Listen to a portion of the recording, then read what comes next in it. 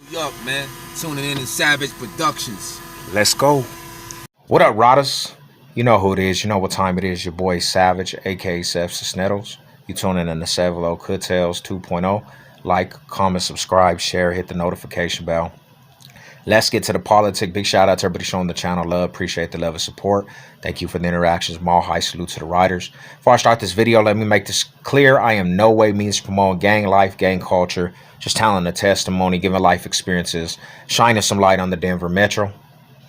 So with that being said, let's get to this video. So I did a video on the Denver Moves, the Denver Bloods, the separation between Park Hill and the West Side Bloods, the foundation, etc. And this video, I'm going to the other side of the tracks, the Denver Crips, keyways in Denver, separations, foundation, so on and so on. So let's get to this video. So 5 Points Denver, where it all started, before Crips and Bloods even hit the Denver Metro. 5 Points, it had its own originality, right? 5 Points Denver East had a lot of history.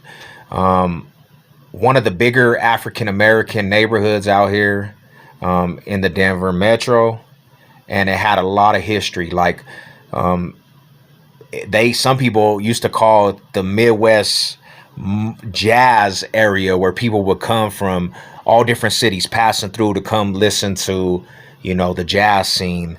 And it had its own identity, its own neighborhoods. Brick City, remember that name?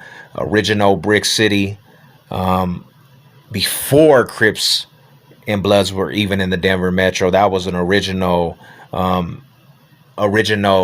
clique, original neighborhood, which later down the road subsets formed from Brick City and started banging neighborhoods, started banging their sectors from Brick City. But 5 Points Denver, African Americans, and yes, there was Spanish families over there, but a big portion of African Americans were in that neighborhood. One of the bigger African American neighborhoods at the time.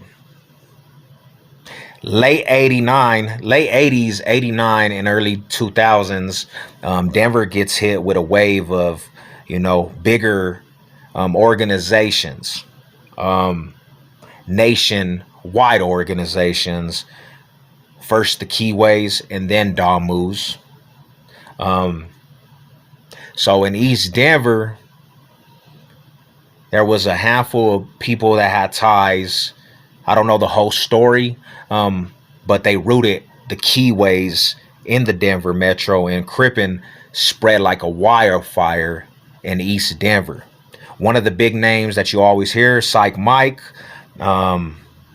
he rooted that into East Denver, and he started banging 30th Ave, Trey-O, right?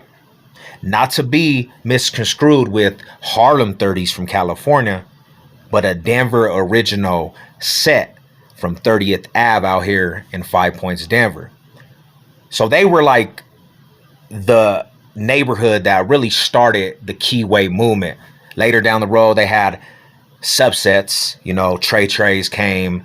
They're one unit, but some were the younger generation, and then Trey-Os were the older generation.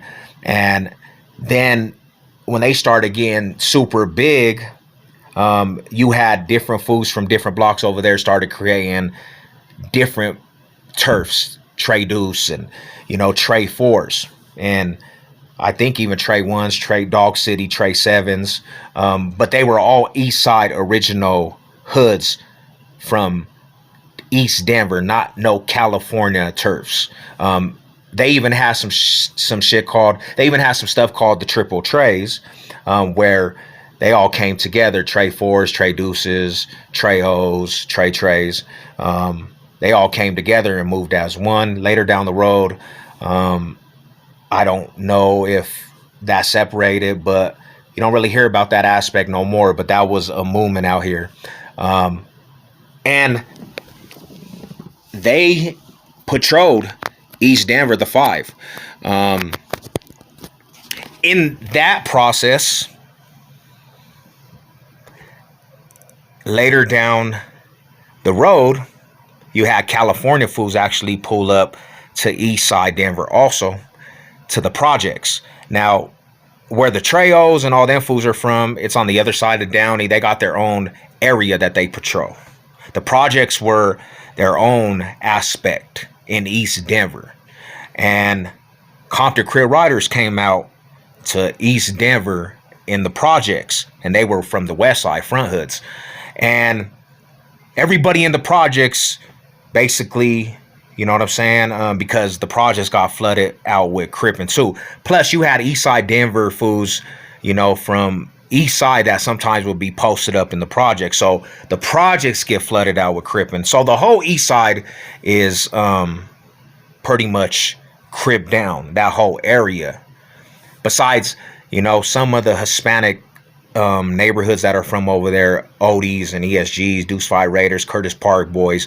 But to be real, they didn't really have no hatred towards Crippin' at that time. Some of them fools had relations, and you know, it was never bad blood. Down the road, there was bad blood between like the Odies and Crips, and you know, different things, but different situations occurred. Project Crippin' and fools from the other side of Downey really didn't ever mingle. But I'm gonna tell you like this: East Side Denver, the Treos and all them fools over there, and the Trays and Trey Deuces, all them, there was really a resistance because the pride of the East Side, they had love for the East Side.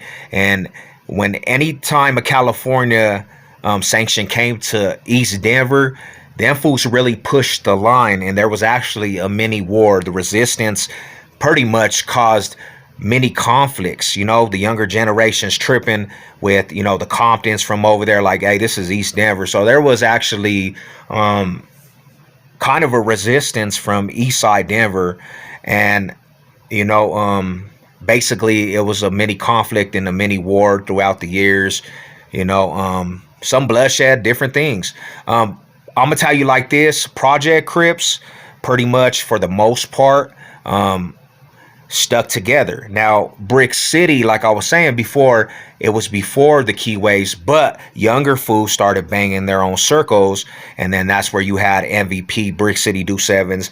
You had even the chapter that were from Brick City Crippin', and that was that. There's a lot of youngsters even from that, you know, down the road, even after the projects were torn down. But all the project fools actually kind of got along. Chicky 30s was even over there. And one thing about the Chicky 30s, Swansea, they started from Swansea, but they moved to Arapahoe Block.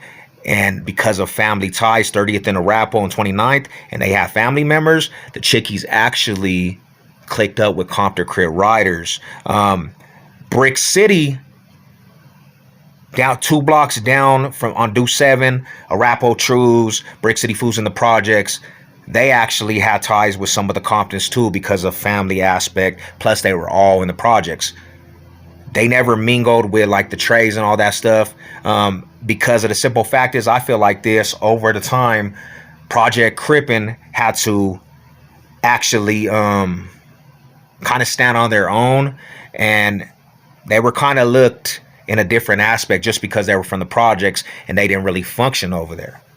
So the whole area becomes Crippin'. Then California hits tough, and you had Cali fools come to Aurora, Colorado, LA Hood 60s, A-Tray, 5 Deuce Broadways, Harlem 30s. You had Pomona block fools, and even the Pomonas came to East Denver, and they had conflicts with some of the Treys over there too. You had Santana blocks come to you know what I'm saying, Aurora. A lot of California-based hoods came to Aurora. Aurora is just on the other side of Yosemite. It's pretty much its own city, but people still call that the Denver Metro, really, to be truthful, because it's so close. And that's where a lot of California hoods hit. But East Denver was all original hoods from East Denver, bang their own shit, original hoods, and they pushed the line. Now, to be 100. Everybody's in Aurora. Everybody, after they tore down the hoods and moved everybody out, everybody moved to Aurora. So Aurora is the new Denver. Denver's all in Aurora, and that's what it is. But yeah, you know what I'm saying? How the Mexican Crips started, they were banging Swansea, but they went to a rap hole block, and like I said, you had them fools tied in with the Comptons, and that's kind of who sanctioned them fools to become Crippin'. So yeah, man, you know, and then you had different aspects because at one time, Denver Metro, all the way from Thorin to Commerce City, knockoff hoods, whatever, everybody in the Denver Metro at one time really wanted to be Crips. You heard about so many different Crip hoods, Lynch Mob Crip. You heard about Rolling 30s from Commerce City. You heard about KIAs and different neighborhoods that they say are knockoffs, but they were pushing Crippin' everywhere. You know what I'm saying? And now the Bloods have got like that where everybody, you know, there's a lot of blood hoods, different knockoffs, different things. But in the early 90s and late 80s, bro, Crippin' was everywhere. Crippin' went to Pueblo. They got Cali Parks out there. Colorado Springs, they got every aspect out there. 60s, 40s, 100s, East Coast fools. They have Carver Parks. They have, you know, Compton, Santana, Compton Crip, Trey 7, Dog Cities. And yeah, that's what it is, man. Mall high salute to the riders. Yeah, that's the Separation Foundation. You know what it is. Let's go.